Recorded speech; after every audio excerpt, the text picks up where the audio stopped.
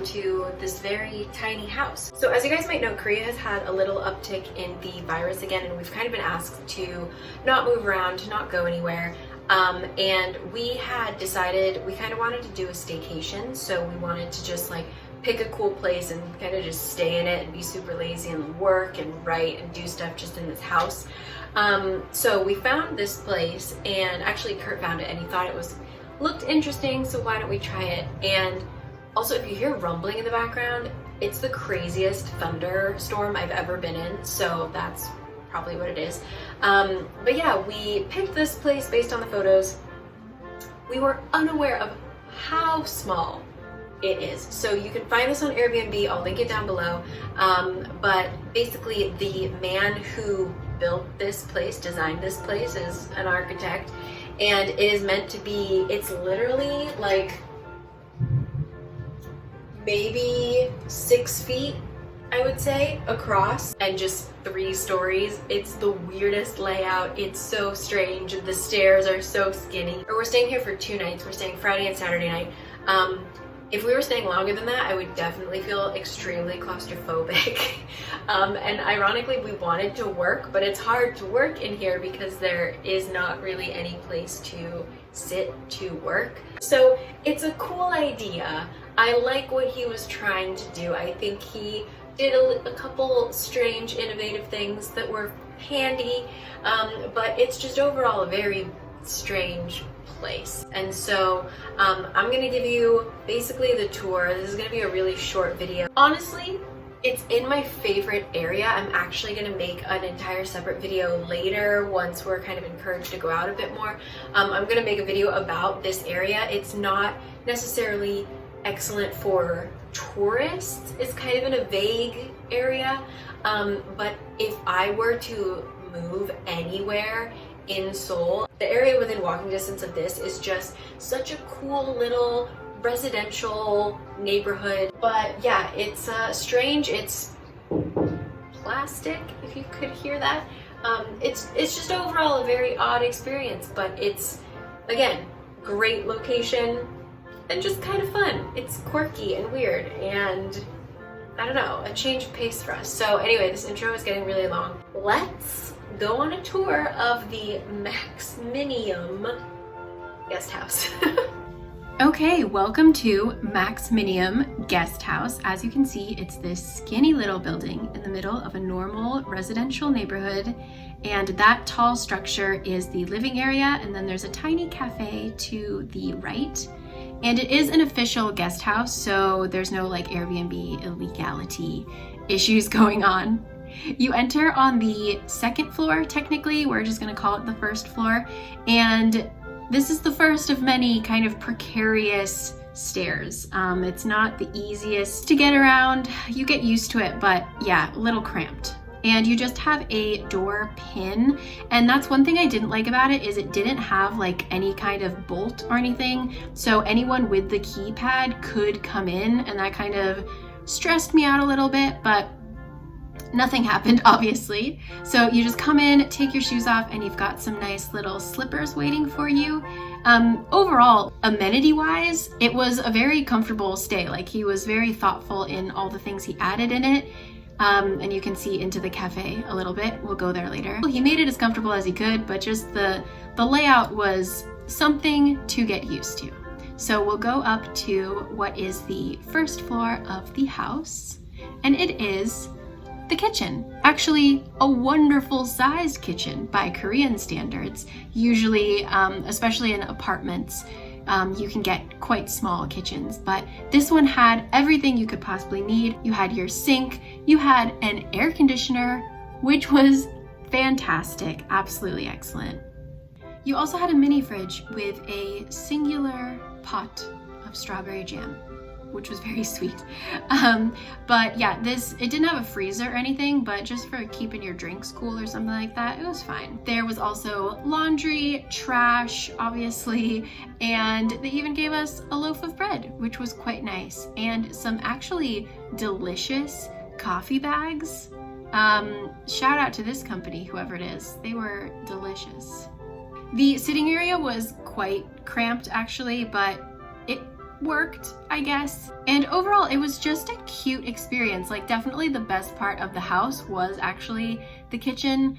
If you are staying here for a little bit, it was just really, I don't know, cute, cozy, loved it, loved the jam, always loved jam. So that's that.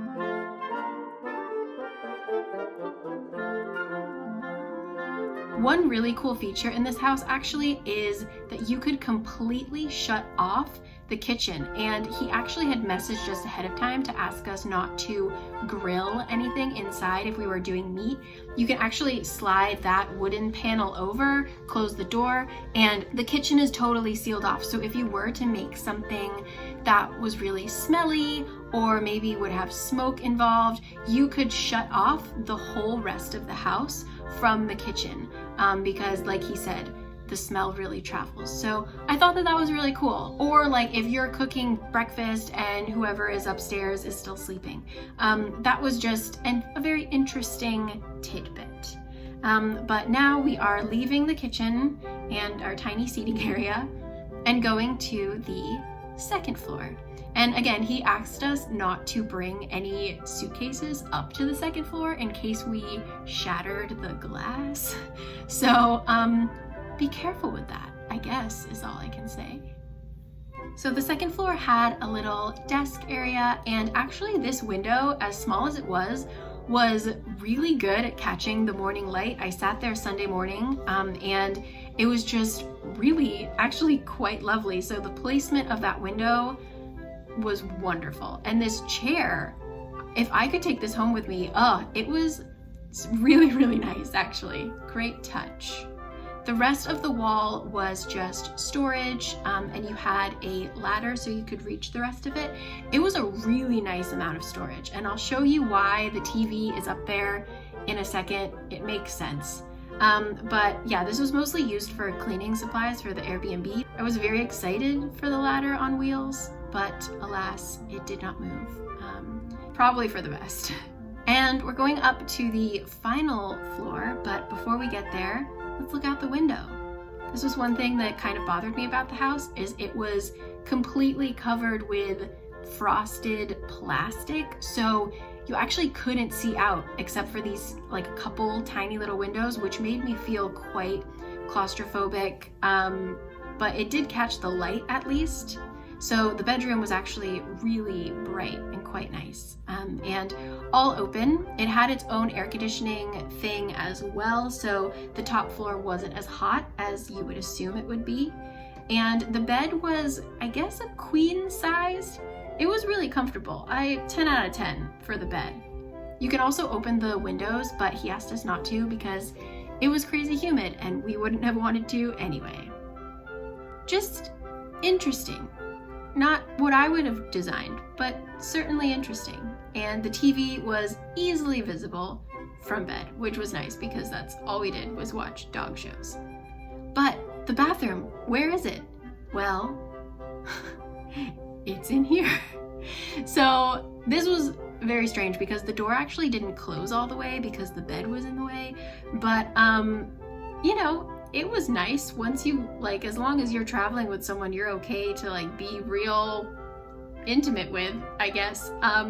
You could hear everything and it was right by the bedroom.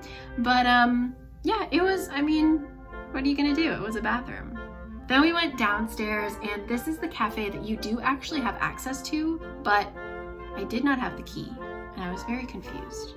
But we did eventually get in. Hold on, let me get the key. Got the key. Okay, so if you do want to do any grilling or anything like that, he asked that you do it outside here where there is a little outdoor area. And in here there is also air conditioning, but there weren't any plugs. I wanted to work out here. Oh my God, there is a plug. As I'm editing this, there is a plug. Okay, disregard me. You can work out here. It's very cute, very nice. You can't access the other part of the cafe, which has like the actual coffee making things, but the seating area and this little outdoor space is totally open for you to use. So if you were to have a couple friends over, or if you just wanted to sit out there and have a glass of wine, that was all accessible to you on a very quiet street as well, so it was quite nice. That is the entire house. Very teeny, interesting stay for sure. Goodbye, strange place. So my absolute only issue with this place was just that I couldn't see out the windows, and also that the noise carried very easily, so I kind of always felt like somebody was trying to come into the house, but it was just the neighbors. It was an interesting stay for sure, and thank you for watching. Let me know what you guys think. I know that people from all over the world have different opinions on what is too small, so just let me know. I'd love to hear your thoughts, and thank you as always for watching. I will see you guys next time. Catch you later. Bye!